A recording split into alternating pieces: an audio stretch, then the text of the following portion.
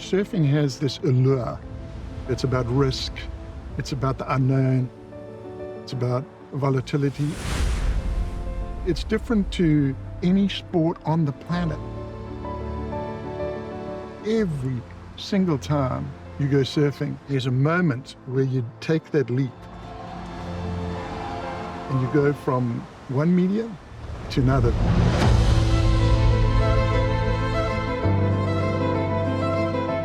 From your heart racing to wondering if you're going to make it, that whole experience has happened in like a matter of 10 seconds.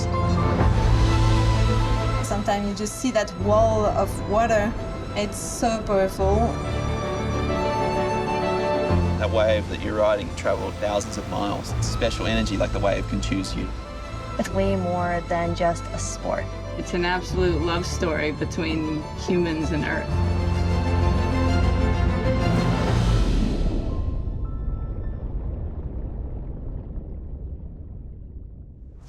Hey, look at the pipeline. You like it? That's pipeline. You don't know, huh? The waves are not good today, huh? Okay. One day this'll be you, though. You'll be out there. Raising my family in the surf community, it's not in just one place. It's like the whole world where there's a coastline and where there's waves.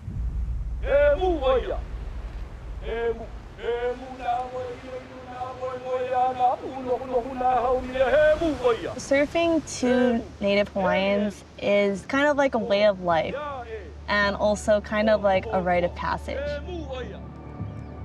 I look at surfing as this subcultural solar system, that there was this like big bang moment.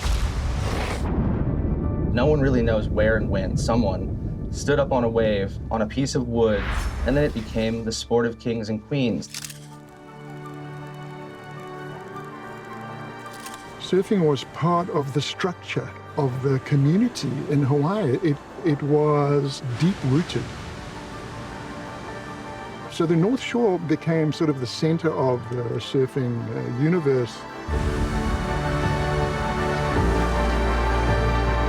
Surfing becoming a professional sport in 1976, ultimately getting into the Olympics, been an amazing ride.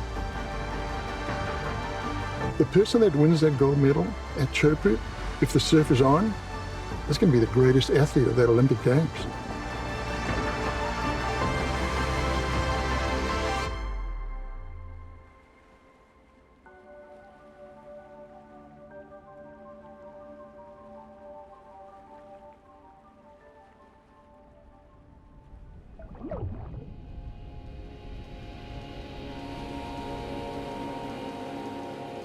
What is true to surfing about the Olympics is it does bring together this like international community around a common passion. It's a place where we all go to have fun, connect to our culture and the ocean and each other. Yeah, I feel super lucky. It's so special to me. And I've also really learned how to be proud of these. Surfing brings everybody together because it's just pure, I feel like. People don't even speak the same language sometimes, but they surf together. Maybe people talk through the ocean. Everyone looks out for each other like that. And that's a special thing about just kind of having that small community. Both Jack and John have been raised by this international village that have watched them blossom into these men that they are.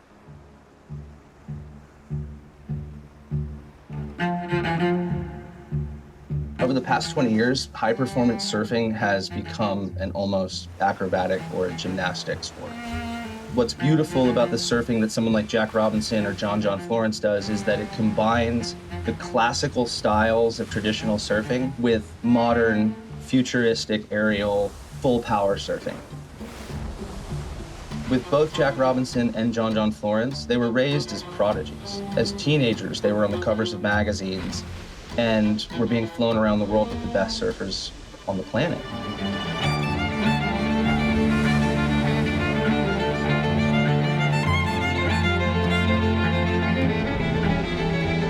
People put a lot of expectations, and when you're like a prodigy or whatever it is, I don't think the pressure will ever stop either. It's always going to be there. Why not enjoy the ride too?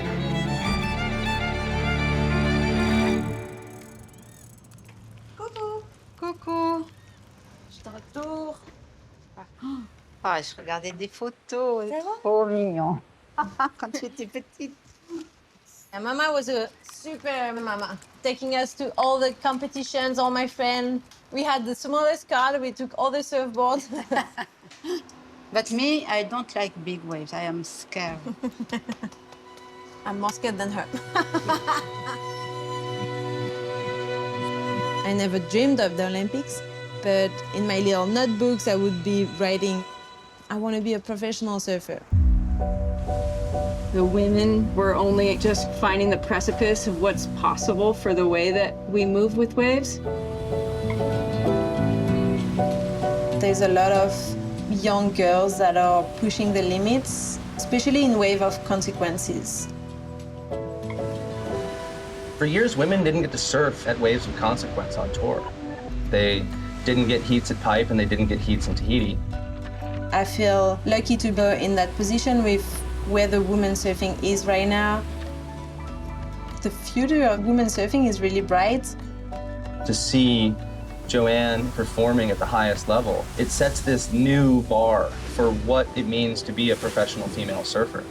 Hard off the bottom, big hack there for the surfer that grew up in Reunion Island. Well, that's that board where you just can control it like that. You can go fast, slow, fast, slow. It's just, it's easier to move it around with that longer length. I think that's so important for out there too, to be able to control that speed. Over 60 years, you look at the evolution of surfboard design, and it's incredibly transformative.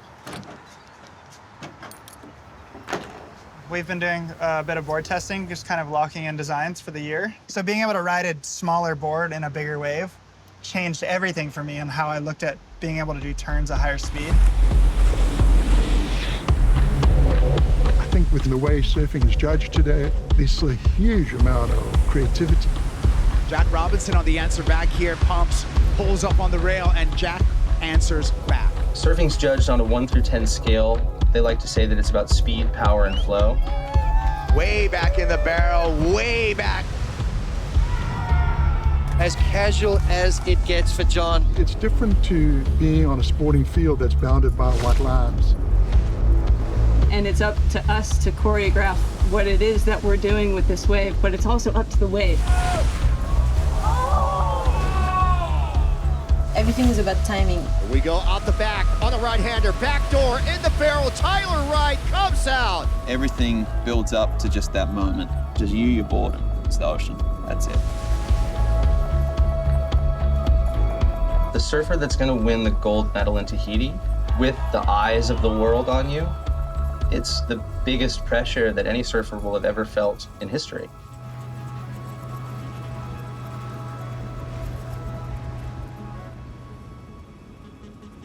Tahiti's been a proving ground when it comes to waves of consequence, which is the measure by which a surfer is tested. When the best surfers in the world are at the most challenging waves in the world, you better believe that they're scared. But look at these absolute bombs coming through the lineup. Surfing Chopo is kind of unlike any other wave. I love it when Teopu just decides to say hello. You gotta want it. Take that drop with commitment. Power, mojo, force, fire. To see the world's best expressing themselves in the craziest waves ever is so cool. Being in the Olympics and being able to compete for an Olympic gold medal, to me, it's such a special thing. And the Olympics is just giving us that long-term vision. I'm carrying the flag on my shoulders, and there's the Olympics, but it's almost bigger than the Olympics. It's like a celebration of our sport.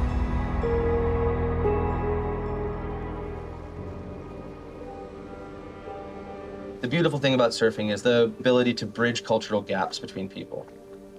It's one of the true melting pots of the world. What does it mean to be a surfer? Being connected to the ocean in kind of like a spiritual way. So surfing has power. I know because I've seen it. It's a lifelong passion, and you see people that have done it for 60 years nowadays who are just as in love with it as they were when they first stood up on a wave. You can't really describe it to anybody, you just have to do it. A lot of wonderful memories. Surfing has been so good to me. To see Olympics and surfing together, it's a really wonderful thing.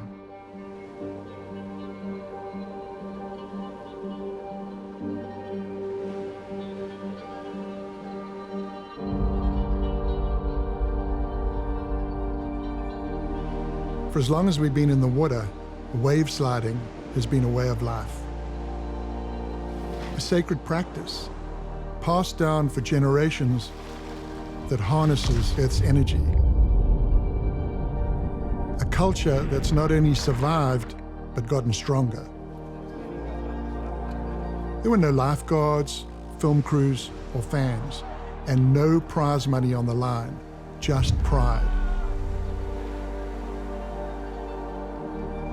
The simple act has created a ripple effect, and the progress has empowered those who dare to dance on mountains made of water all over the world. This summer, surfing's best will come back to where it all started, the proving grounds of the Polynesian South Pacific, and paddle out for glory, not just for themselves, but for their countries and those who came before them. Because in a way, we're still riding the same wave.